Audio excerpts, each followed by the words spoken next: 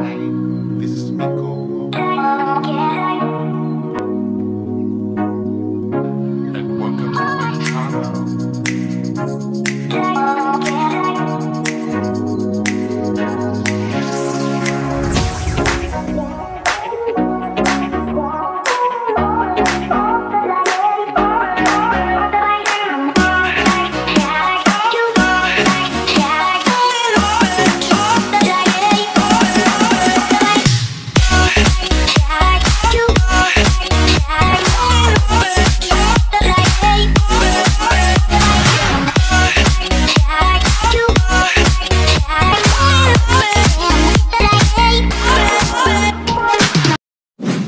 Hello and welcome to the Network Direction video channel.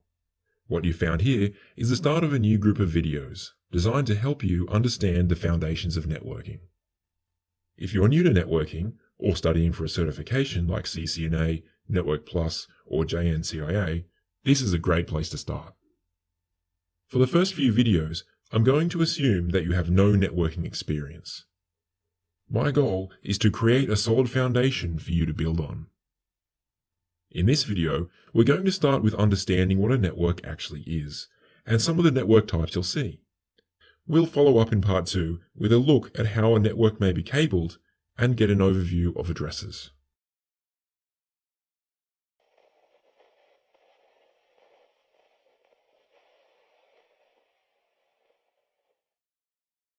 So maybe you already know what a network is.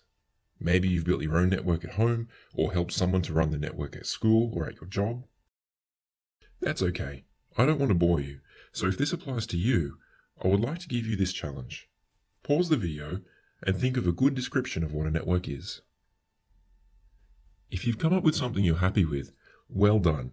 Feel free to skip ahead. Otherwise, stay with me and I'll see if I can come up with something for you. At work or home, you have a bunch of devices. Computers, printers, TVs, and so on. You connect these by means of a network. When the devices are connected, they're able to share data. This could be sending a print job to a printer, sending an email, or streaming video. This can also be used for sharing an internet connection. Mostly, network users are unaware of the network they're using.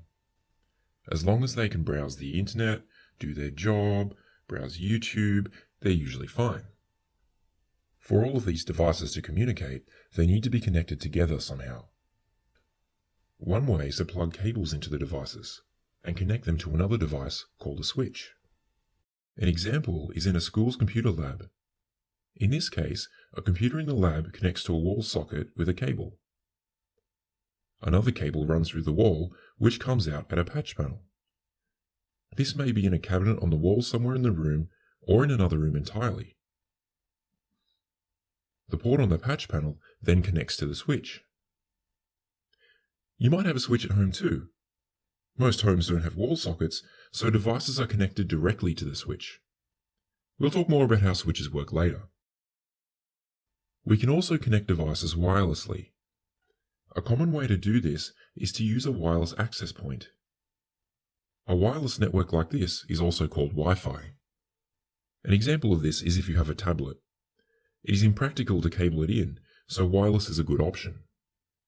The access point is like a switch without cables. More than one device can connect to the access point at a time, but without the messy cabling. The access point can also be connected to the switch with a cable. This way, wired and wireless devices can all be part of the same network. Having both wired switches and wireless access points gives you more connection options. Imagine you have a laptop in an office. You may connect it to the network with a cable when you're at your desk. When you have a meeting in the conference room, you remove the cable and connect to Wi-Fi. Whether wired or wireless, the goal of the network is to move information from one device to another. For this to work, the sender and the receiver must understand each other.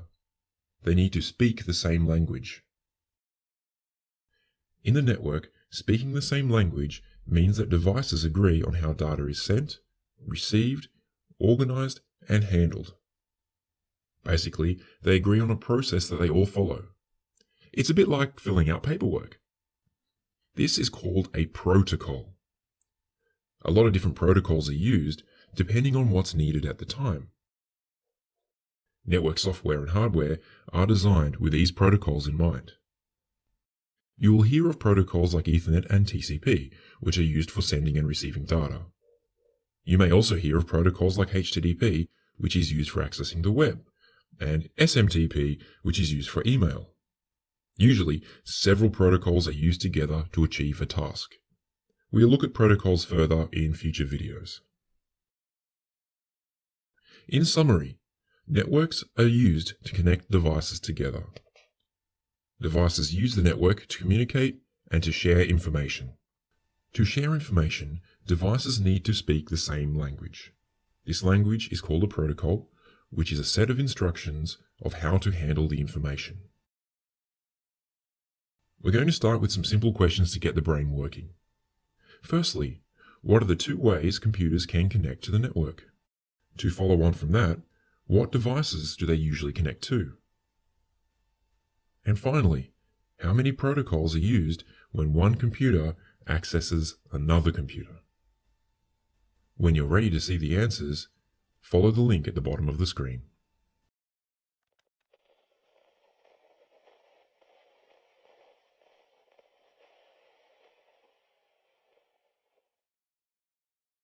Networks connect devices. You could call devices on the network nodes. Nodes may include devices that help control the traffic flowing through a network, like switches and routers. Nodes also include endpoints or hosts.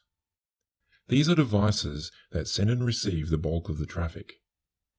This includes workstations, servers, printers, and so on. Networks come in different sizes. A network at home is an example of a small network. These networks usually only have a few nodes. This is called a SOHO network. SOHO means Small Office Home Office. These networks typically have a couple of computers, a printer, a few phones and tablets. Some devices will be wireless, and some are connected to a switch. This might be a good time to mention that people often say hub when they mean switch. You can see why, of course, as the switch looks like a central hub in a SOHO network. But please keep in mind that switches and hubs are very different things. Hubs are really old technology that you generally don't see anymore outside of a museum. While switches are modern and commonly used, they look very similar, so it's easy to mix them up. Have a look at the model number to see if it gives you any clues about what the device really is. In a SOHO network, a router is used to connect to the internet. You might find that the router, switch, and access point are all integrated into one device. While a SOHO network will only have a few devices, a corporation, for example a bank, will have many devices. This is called an enterprise network. The enterprise network may cover several floors in a building. They may also have several office buildings in different cities or even across different countries. An internet provider has a very large network. This is called a service provider network.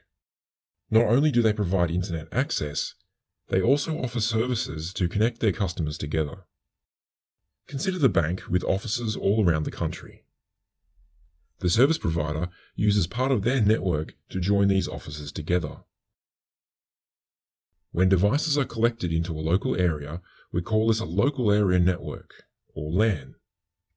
The LAN may be a small network. In a SOHO network, the LAN is the switch with a handful of devices connected. Or the LAN may be part of a bigger network, like an enterprise network. This network may have many switches, routers, and access points, depending on their needs. Think of the bank from before. They have an office with several floors. You could consider the whole building as a LAN. Or, more likely, the network is broken up into smaller parts. Perhaps there is a separate network on each floor. Each of these could also be called a LAN. These separate LANs may be connected together, but we'll talk more about that later. But a bank's network is going to be larger than just one building.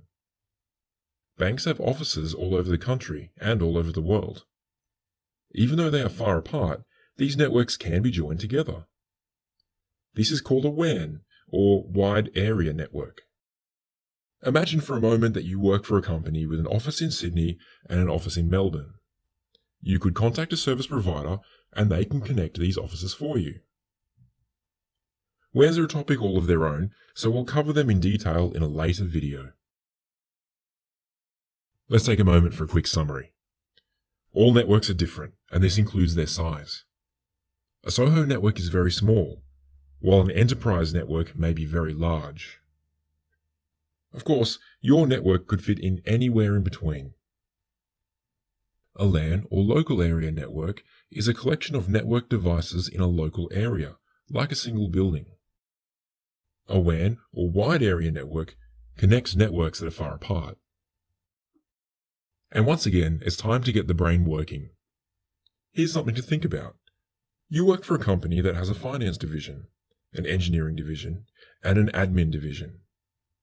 Each group have their own network, and the networks are joined together. Is this network still a LAN, or is it something else entirely? The company grows and adds a retail division. In addition to the head office, there is now 6 branch offices. What type of network is this? As before, go to the link below to see the answers.